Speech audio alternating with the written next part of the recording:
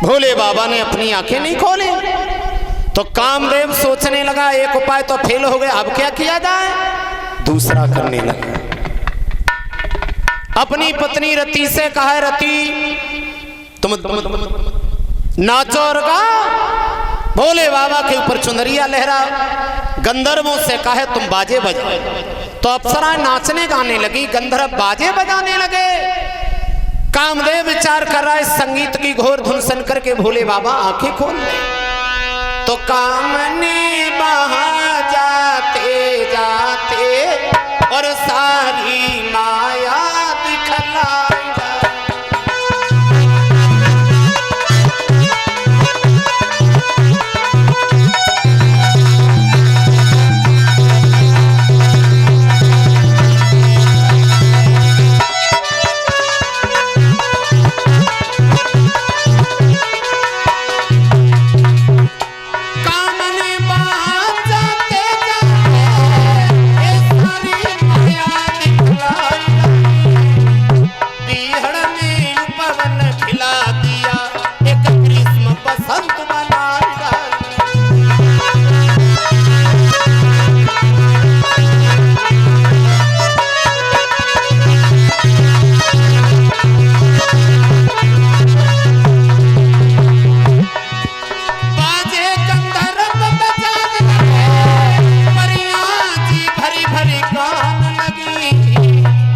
मीठी तानों झनकारों से पृथ्वी आकाश हिलाने लगी।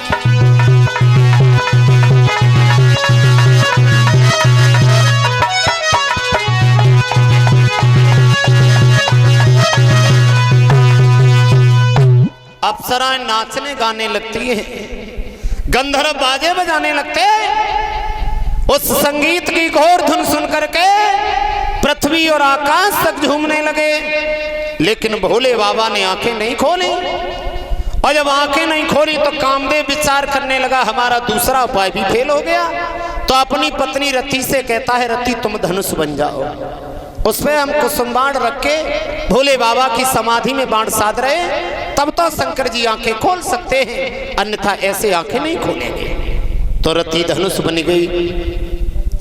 कामदेव ने उस पर कुसुम बाण रखा। जैसे ही भोले बाबा की समाधि में वो बाण साधा तो खुला तीसरा नैन भी उन नैनों के साथ उसकी ज्वाला मात्र से वो भस्म हुआ रतिनाथ।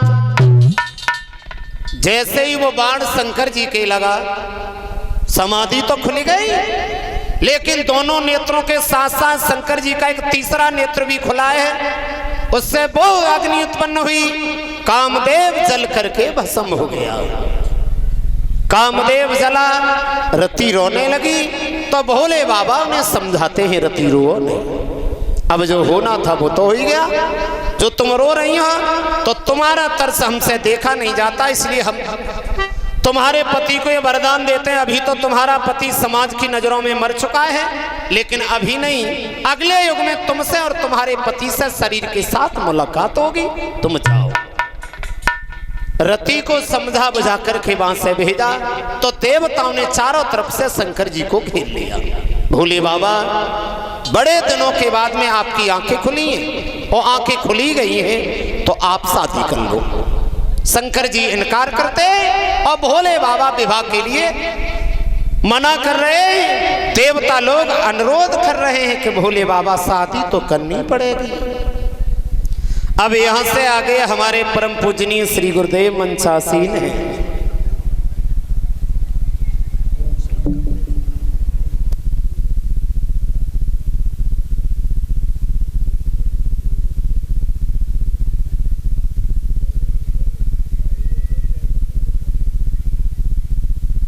भक्तों,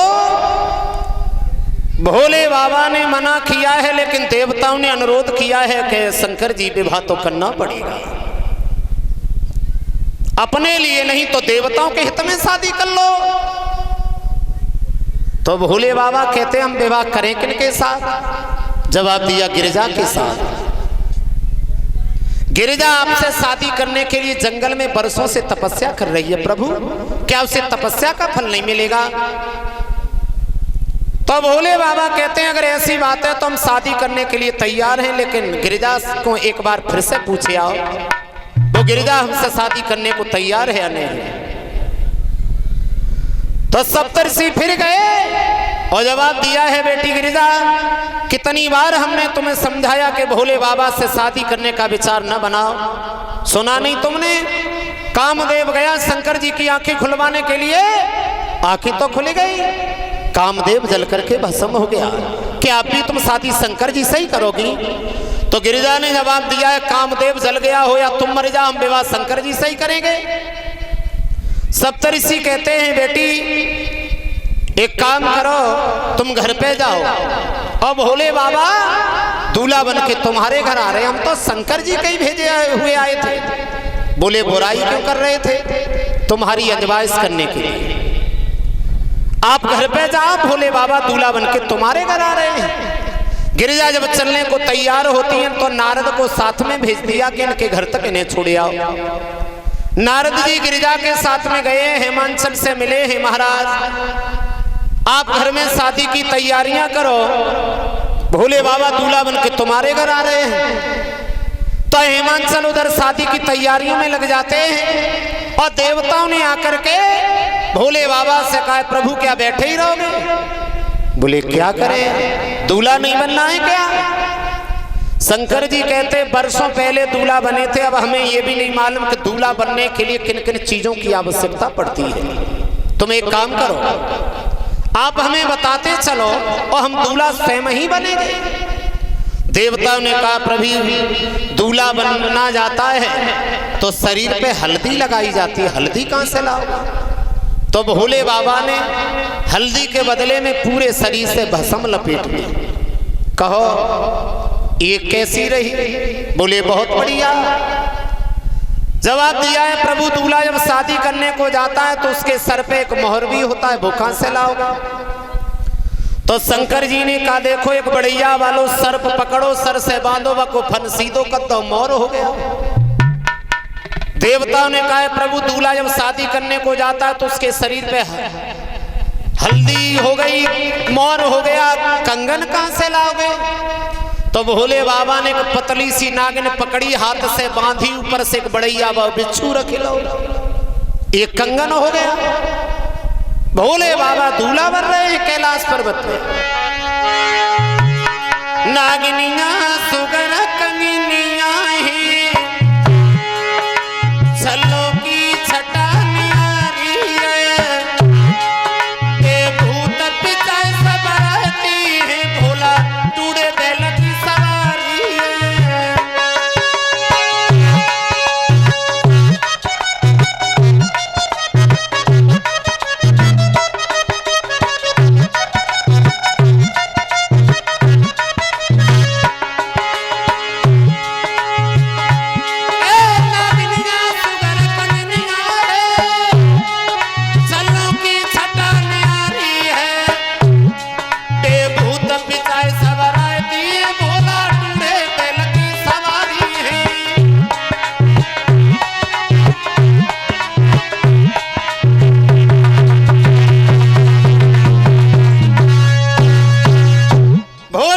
दूल्हा बन के तैयार हुए तो देवताओं ने कहा, प्रभु अकेले अकेले जाओगे? बारात के लिए तो कोई है ही नहीं। तो शंकर जी कहने लगे,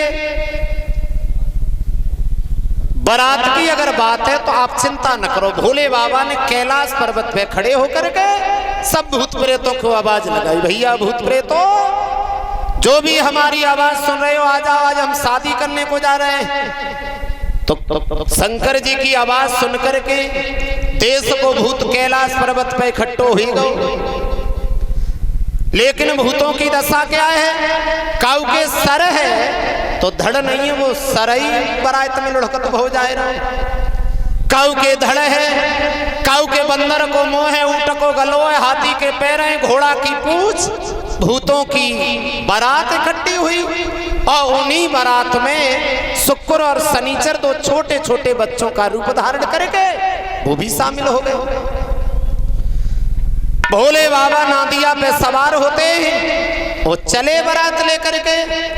भूत प्रेतों की बारात, देवता भी साथ में है, लेकिन भूत सब शोर मचाते में जा रहे हैं। देवताओं ने कहा प्रभु सबसे सुंदर दूल्हा है, बहुत से सुंदर जब बारात है, और ऐसे अगर ये भूत शोर मचाते हुए गए तो हेमांचल पानी तक की नहीं पूछेगा, इसलिए इससे कहा ये शांत हो जाए।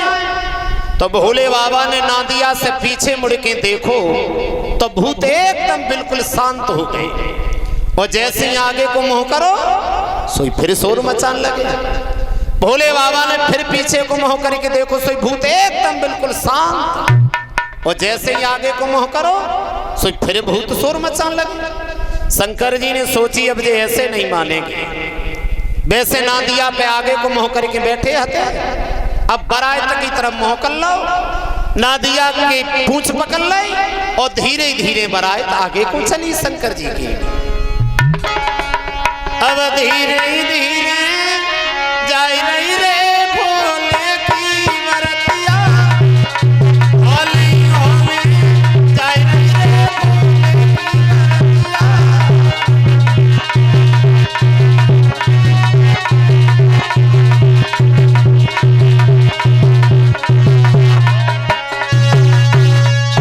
चलिए शंकर जी की बारात हेमांचल की नगरी में पहुंचती है। तो हेमांचल ने बड़े ही विधि विधान से बारात का स्वागत सत्कार किया, और शंकर जी का विवाह उन गिरिजा के साथ में होता है। शंकर जी की शादी गिरिजा के साथ में होती है, तो वो गिरिजा भोले बाबा के साथ कैलाश पर्वत पे चली जाती है। तो उन शंकर जी के संयोग से गिरिजा के गर्भ से कार्तिकेय नाम का पुत्र पैदा हुआ। उसी कार्तिकेय के द्वारा तारक नाम के राक्षस का वध होता है, तब वो देवताओं की मुसीबत दूर हुई। तो इस तरीका से देवताओं ने शंकर जी की दूसरी शादी भोले बाबा से करवाई। अब यहाँ से आगे की कथा परम पूजनीय गुरुदेव जी मंचासी ने उनके द्वारा श्रवण करेंगे। एक छोटा सा कीर्तन सब लोग बोल लेते हैं।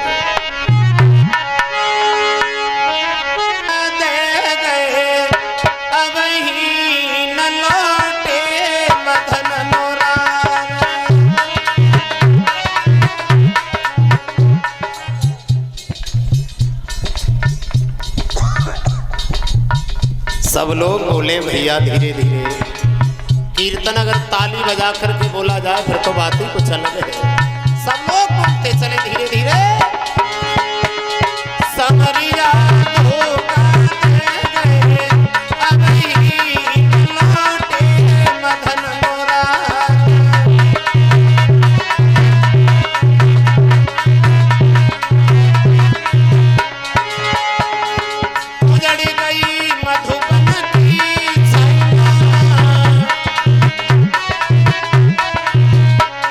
रोई